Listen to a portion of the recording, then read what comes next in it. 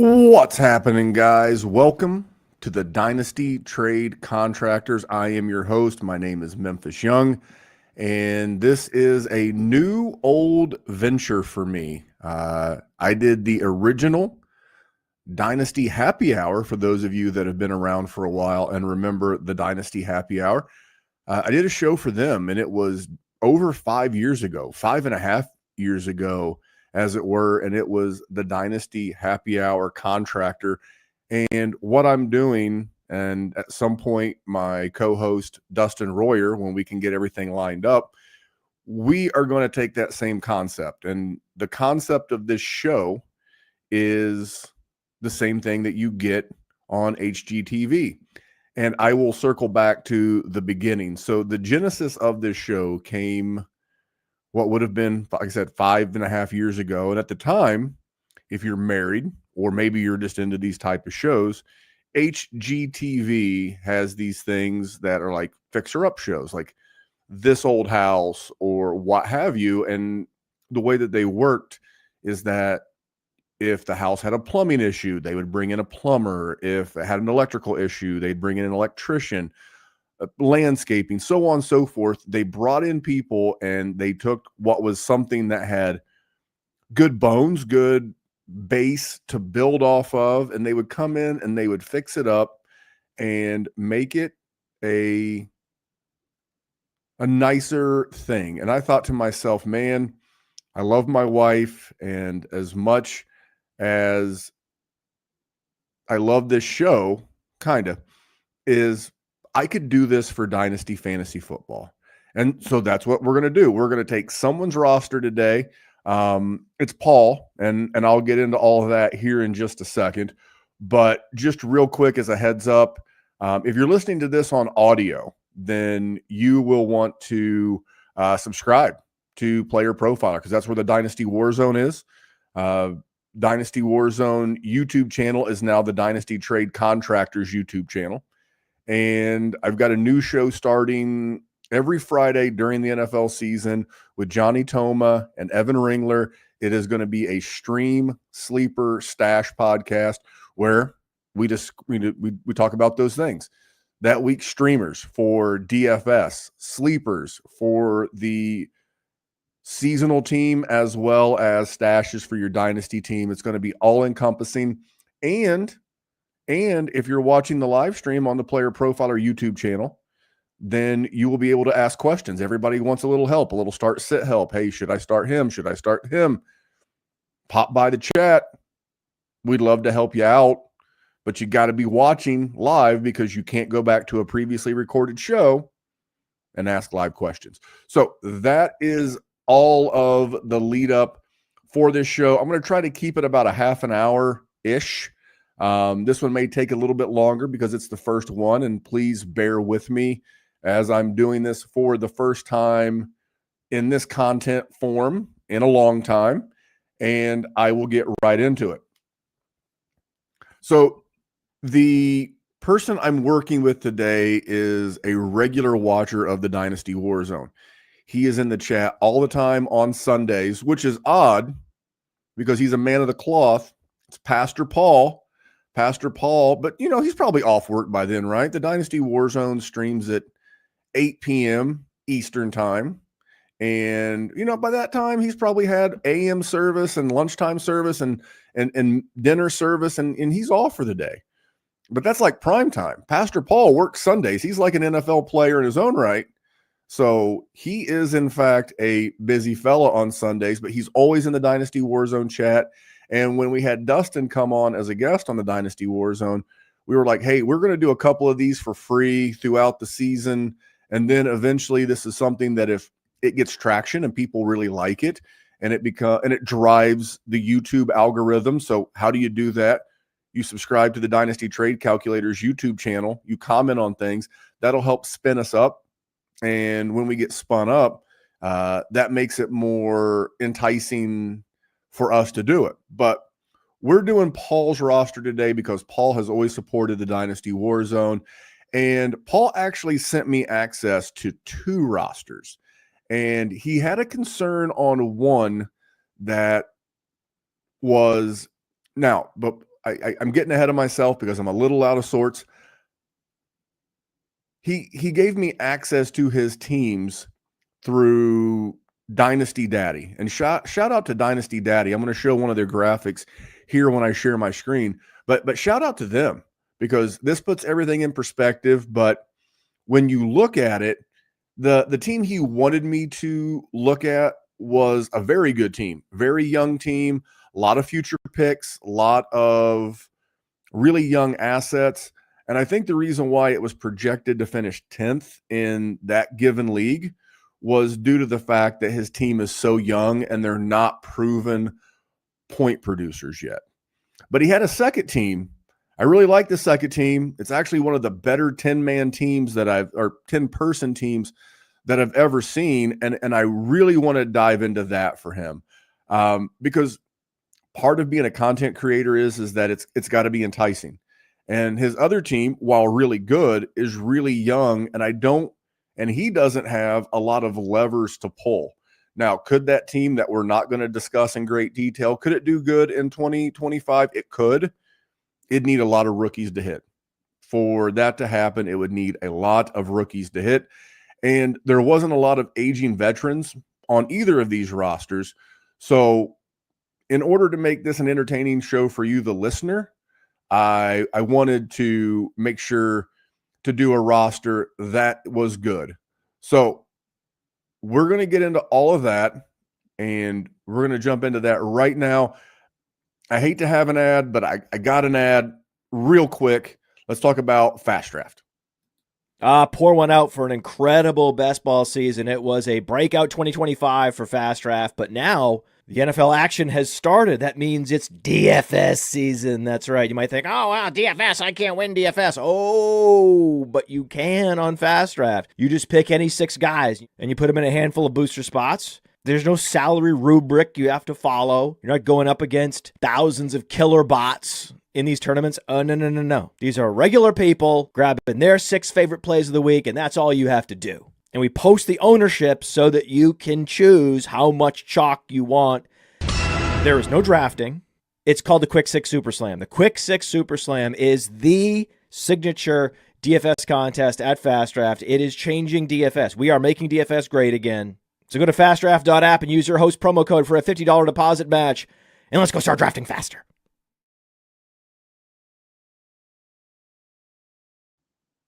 Yep, always going to have the back of Fast Draft and Player Profiler. They keep the Dynasty Warzone on the air, and they are our main sponsors. So check that out, Fast Draft, the app. Use promo code Warzone. It'll get you a dollar for dollar deposit match up to $50. You deposit 50, you get 50. You can play DFS all season. The promo code is Warzone, all caps, one word, Warzone, all caps.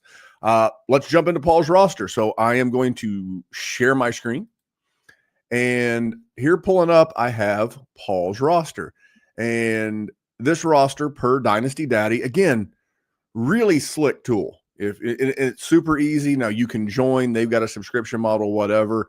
I did the trial because I was using Paul's sleeper information, so I didn't want to sign up for and use mine on his roster. But anyway, but this is from, I guess, the trial version, but check those guys out. Really cool stuff. So this roster, and it's the best I can share it on YouTube at current time. And it has the overall ranking. Now, this is a 10-team Superflex PPR tight end premium league. I believe I wrote that down correctly. So everything that I understand is what I just shared with you. But it is 10-man. I'm normally a 12-team league, but, I've seen leagues as small as 8.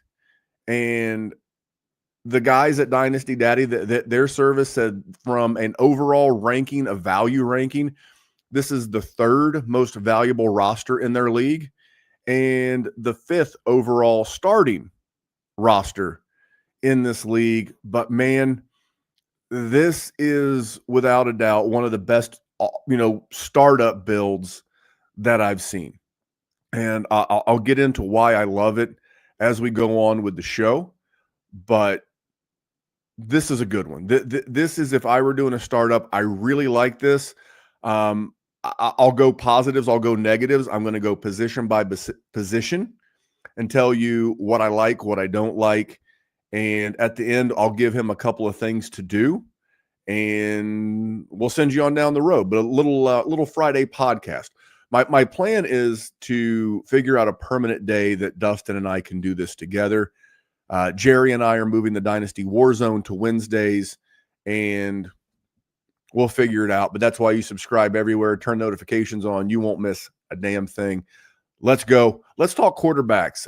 In his league, this team is ranked number 2. Average age of his QBs, 26 and a half. And that is really skewed by the fact that he has Joe Flacco on this roster. Joe Flacco is 4,007 years old.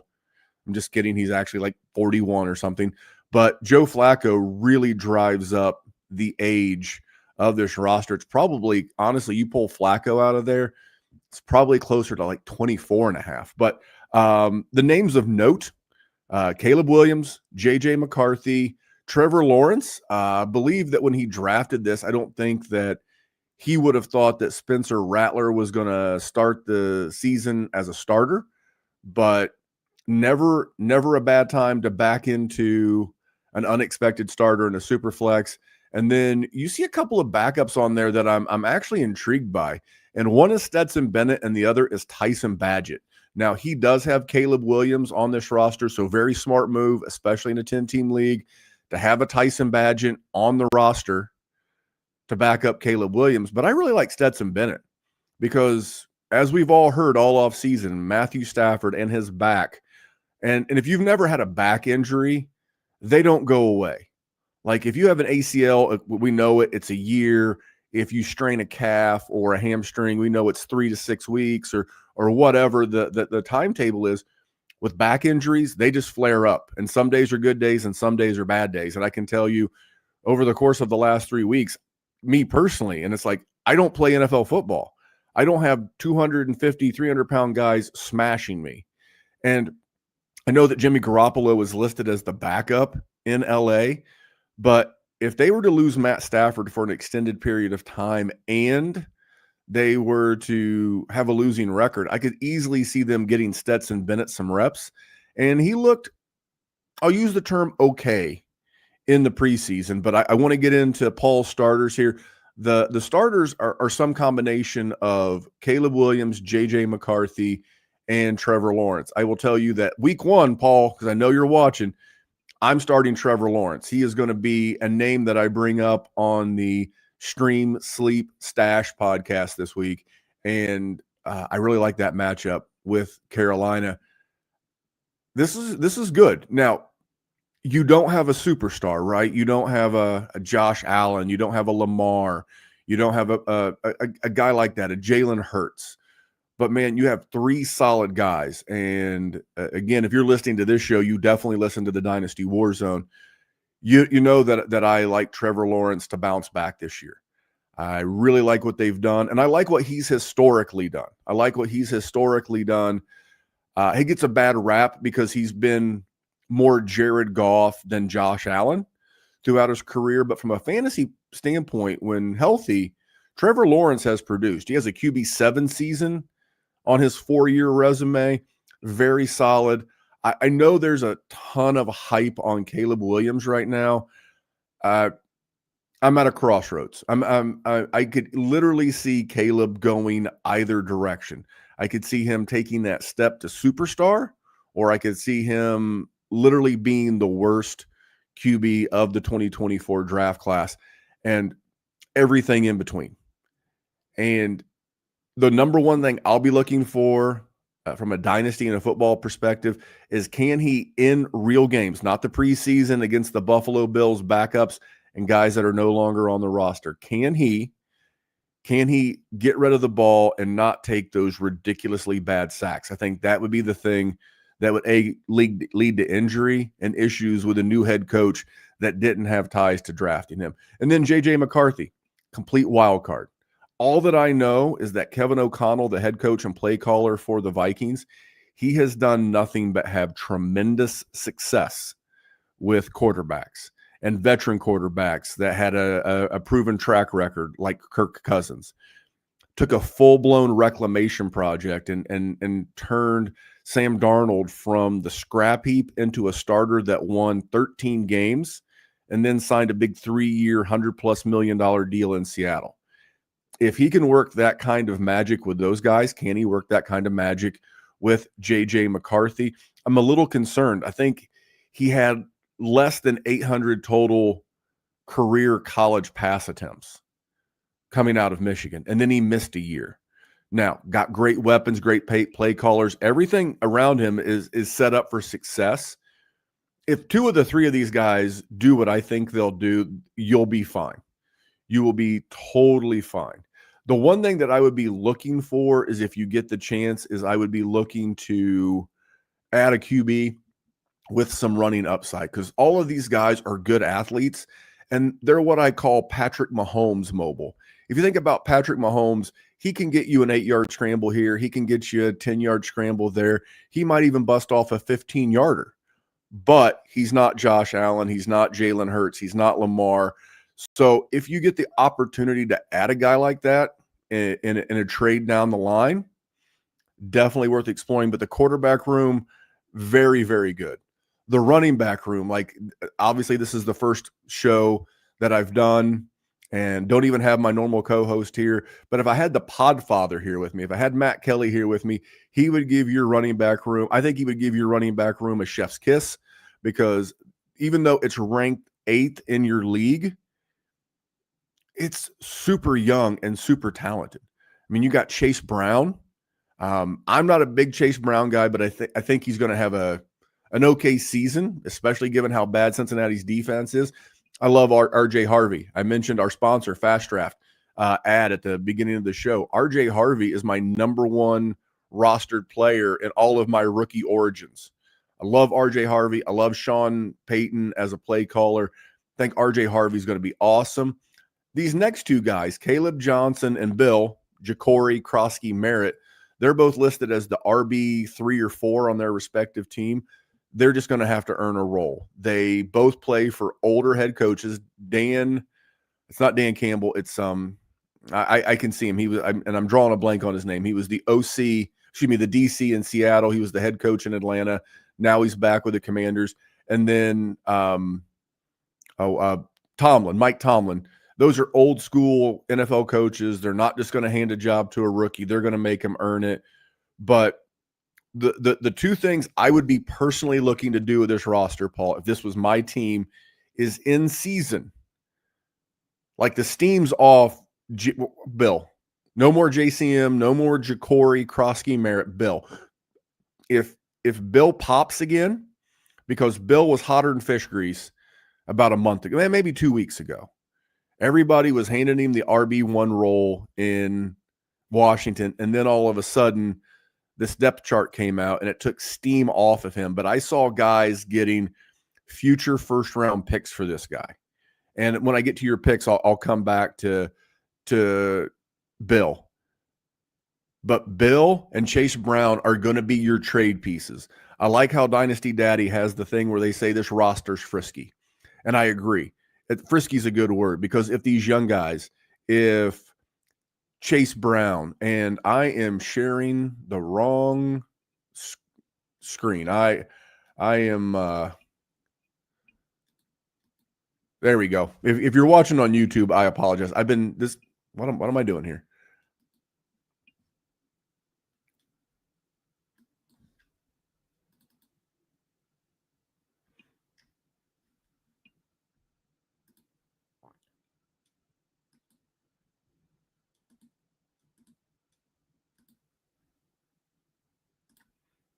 There we go. My apologies. I got it all cleaned up. I had the wrong one. I had the other roster I was referring to up, but now you can clearly see. But if you wanted to see that one roster where he was super young without a lot of moves to make, you can just study the YouTube screenshot. But anyway, I got it pulled up now to where you can see what I was seeing. But Paul, this would be where I would be looking in season if this roster is not frisky, if this roster is struggling, or you don't think you're going to make the playoffs or make any noise, especially given that it's a 10-person league, then I would just start looking to make a move to get rid of Bill and Chase Brown. Nothing against Chase Brown. I don't think he's long for that league. I remember last year, because I was one of the guys hyping up Isaiah Pacheco. I think there'll be a lot of people hyping up Chase Brown. And if it doesn't get off to the fast start that Isaiah Pacheco didn't get off to, you'll lose some steam. But a really good running back group, like it a whole bunch. Next one, the wide receivers. Big names. Big name. I love this because your old, quote unquote, oldest wide receiver of note on this team is Justin Jefferson, who's 26 years old. And then Amon-Ra St. Brown, who's 25. The average age of the receivers here is 23.8, which means you've got 4 years before this roster even gets to the age apex for the running back position. Excuse me, the wide receiver position. Names of note: Justin Jefferson, obviously most people's wide receiver 1, 2, or 3 in a dynasty. Amon-Ra St. Brown, he's probably in the 4 through 6 range in most rankings. Marvin Harrison Jr., and then some young guys that people are absolutely excited about.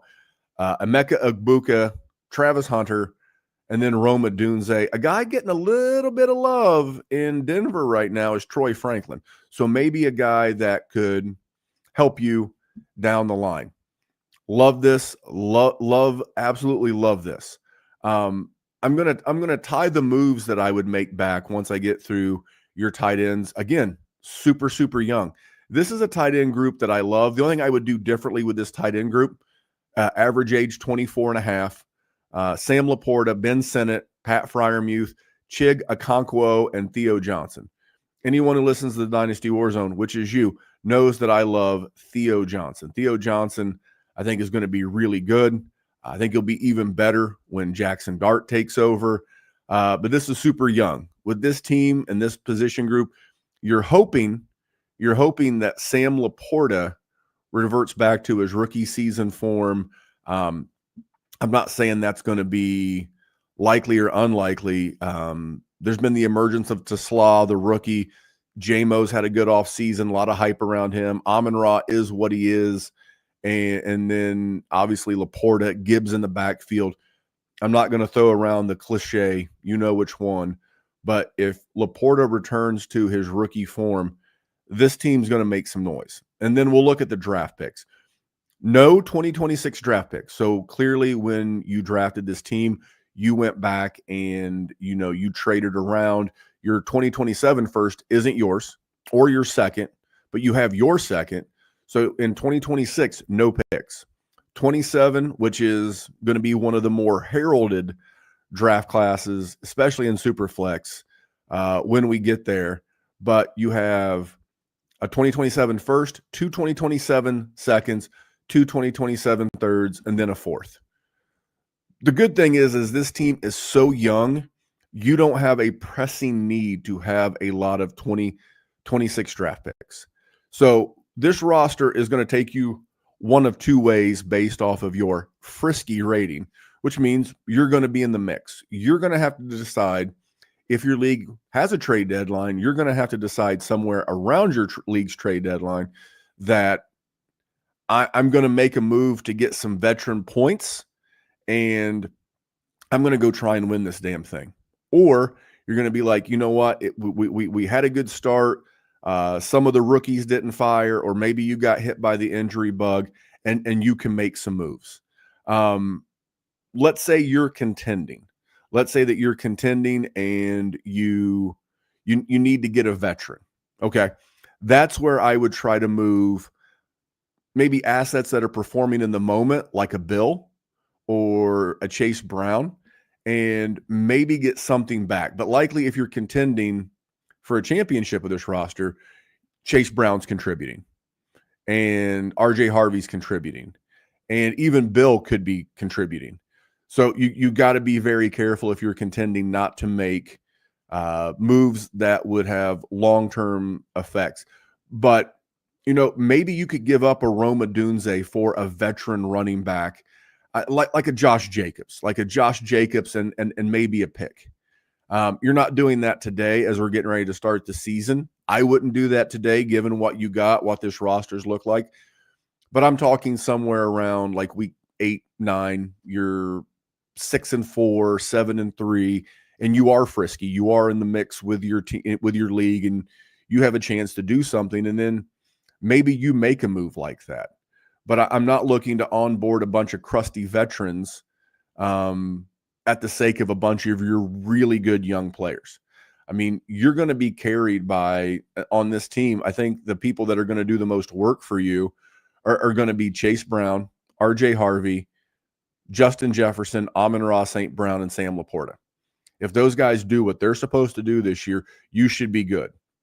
The one guy that I personally, and if you listened to me for any length of time, you know how much I love this man's father, but I am not sold on the son, and that is Marvin Harrison Jr.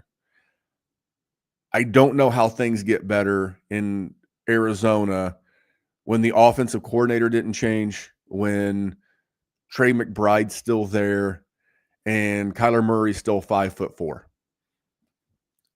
I mean, I said this last year, and I got a ton of hate for it, but I'll say it again. I think Marvin Harrison, he's DK Metcalf with better PR. He's DK Metcalf without fighting the defensive backs. That's my opinion. I don't see it. I love the fact that you got Egbuka, you got Hunter, you got Adunze. So if you wanted to make one move today, I would go out and maybe try to get a veteran. Like, could you get Terry McLaurin and a 26 first? I don't know, that might be a bit high, especially given that it's a 10-person league. But Marvin Harrison would be the one player on this roster that I personally would look to move if you're looking to make a move within the next 2 to 4 weeks. And then the final thing I'll say about this roster is if you're not competing and you're looking to bail because you do not have any 26 firsts, I would be looking to move like a Justin Jefferson or an Amon-Ra St. Brown mid-season. Again, remember all the qualifiers. Mid-season, we're talking week 8 to 10. We're talking, hey, I don't have a winning record, or the injury bug has hit me, and I just don't think I can get there in the playoffs, okay? That's when I would consider moving to Justin Jefferson. Not that I believe Justin Jefferson's bad and is not a what I call a tent pole player. And if you're new to the term tent pole player, like, he's one of the 4 guys that, like, when you hang your tent, when you build your tent, you got to have tent poles, and you got to have 4. And to me, he's a tent pole player, along with Amon-Ra St. Brown, probably Caleb Williams as your quarterback, and Laporta. I'm not going to call Marvin Harrison one, but if you get in that spot where, again, you're like 4-6, you are not going to be able to compete, and you need to move somebody, that's when I would start looking to move Justin Jefferson. I would be looking for at least 2 firsts and a player. And I think you could probably get more, but what you're looking for is you're looking for at least one 2026 first. Why a 2026 first? Because you have 3 quarterbacks that are all high potential guys, but they're also, with the exception of Trevor Lawrence, and even Trevor Lawrence to a degree, are not super pedigreed. And the value of a J.J. McCarthy and a Caleb Williams can take a big hit. McCarthy more than Caleb, but can take a big hit with a poor rookie season. And historically, and we've not seen one yet, but historically, every QB draft class has a bust. Jaden Daniels does not look like a bust. And Bo Nix does not look like a bust. You could throw Drake May in here with Williams and McCarthy. Someone's going to be a bust. So if you're moving Justin Jefferson at those series and those things happen, you got to get at least 1 or 2 2026 first. Because, like, the ideal trade for me would be a 26 first and a 27 first. We want to get deeper in that class of 2027. But you also want a 2026 because with this potential rookie quarterback class in 2026 with Klubnik and Sellers and Nussmeier and potentially Arch Manning, if he ever figures out if he's good or not. But there's going to be a lot, the guy from Arizona State, the guy from Oklahoma, there's going to be quarterbacks in this upcoming class. And that's why if you have to move one of these stud players, you got to try to get a 2026 first or two, because you want to have that shot at a quarterback. And you know what? It's a 2026 first. First are the only thing that you're going to put on this roster that are going to accrue value from now until that draft. So those are the things that I would do. I think this roster is solid. I think this roster can compete this year. This is a roster that, not that you're not going to, manage it daily anyway, because you're a Dynasty diehard just like me and everybody else listening to this podcast. And that's what's cool about fantasy, is that you'll be patched in. So like, you got to manage this week to week. You got to look at it. What's my record? What's my injuries? Things like that. And then you make actions accordingly. But that's the show. I wanted to keep it around a half hour. I apologize for the little technical snafu there in the middle of the show. If you're listening to this on audio, you're going to be like, what are you talking about? That's because I edited that shit out of the podcast. But I want to thank these guys, that popped by the YouTube chat. I know the Dynasty Trade Contractors YouTube page, it's different. It's we've got about 600 followers, and we don't have thousands and thousands, so we don't get as many people in there. But I want to thank Jamie and Best Ball on Call for popping by to drop a YouTube chat. Believe it or not, it helps. And we're trying to spin this thing up as a side project. And Paul, if you made it this far, I hope you did. I'm not going to get into specifics, but I just hope that the family's doing well. And I will get with you offline about your other roster, answer any questions for you that I can. I think this is, again, if you're watching this after the fact, or you're listening to this on podcast and you want to chime in on this roster, go to YouTube, go to the Dynasty Contractors. I keep saying trade because I'm the Dynasty Trade Calculator, DTC. This is the Dynasty Contractors, not Dynasty Trade Calculator. Again, first show, working out some kinks. I don't normally suck this bad as a host. I still suck, but not this bad where I'm doing this thing solo. So I'm going to get out of here. Paul, I will get with you offline. And if you like this show, please leave a comment, leave a thumbs up. And if you're interested in having yours done, get with me. I don't know how many of these we're going to do. Eventually, Dustin's going to be here. When Dustin gets here, I won't be as scattershot and trying to produce and read notes and do all of the things. But thank you for checking us out. But this is one of many. And Paul, thank you for being a guinea pig, and thank you for working with me. And again, God bless you and your family. I hope everything is going well. And until next time, I don't even have an out bumper. I played that lightning thing at the beginning of the show because I didn't have anything else. So you know what? I'll play the lightning thing again on my way out for the YouTube bumper. Guys, thanks for watching. I did see the number of you watching. Big thumbs up to you guys. We'll be back next time. I don't know when next time will be for this show, but I'll be back next time with another one. Enjoy week 1. It's upon us. And then make sure to check out Stream, Sleep, or Stash tomorrow on the Player Profiler channel. That's Fridays mid-afternoon. See you guys.